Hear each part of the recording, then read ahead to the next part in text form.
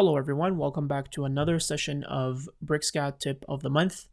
Today we're going to see how to create surfaces from survey points and extrude those surfaces afterwards.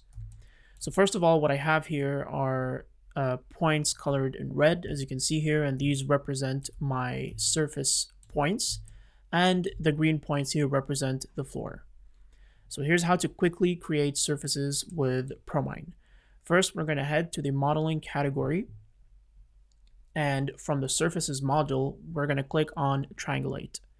In this case, what I have here, every individual point, although it's a point, but they're actually blocks, so each point is actually a block. So this, in the object selection here, I'm going to select blocks, and then the from layer here is going to be points surface. The triangulation object, I'll keep it to mesh. And the destination layer here will be surface mesh. I won't select the limit zone. I'm going to let the program to triangulate based on the limits of the points. And for the modeling method here, I'm going to select the elevation trend.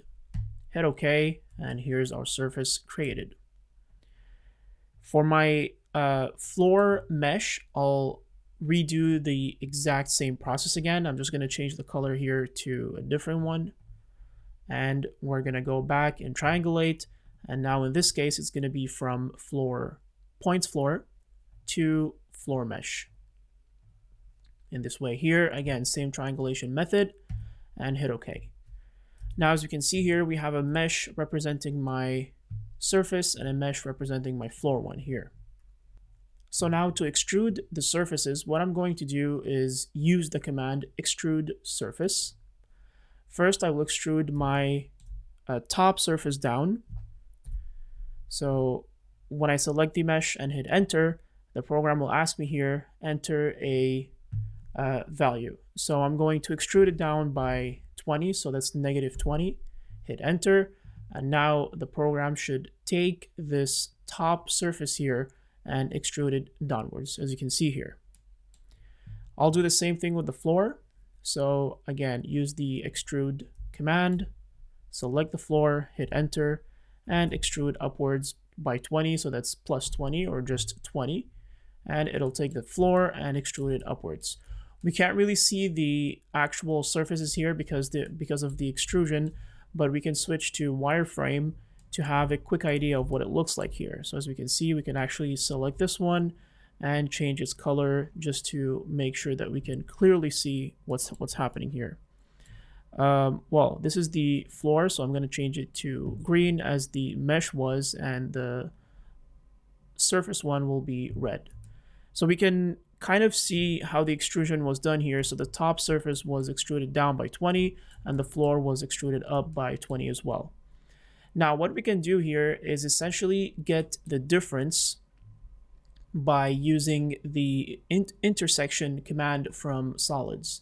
So if I select intersection, and then what I'll do is simply select the first, enter, and the second one, enter, and then the program will ask you, do you want to keep the solids? In this case, I'll say no, but usually what you can do is put these two extrusions on a different layer and then keep the solids, just in case that if you want to see the results again afterwards. So now I'll click no, but as always, you can always change that to yes. For my intersection here, I'll keep it on layer 0, hit OK, and as we can see now, this is what we have. If I select the mesh here, this is my complete intersection here.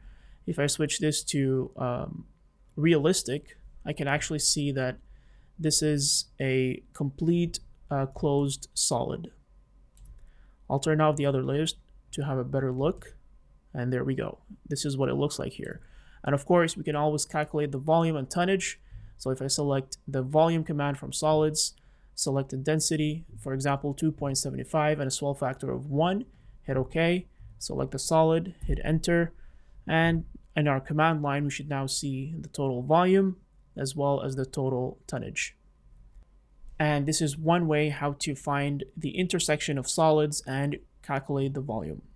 And as always, if you have any questions, feel free to leave them in the comment section below. Thanks for watching.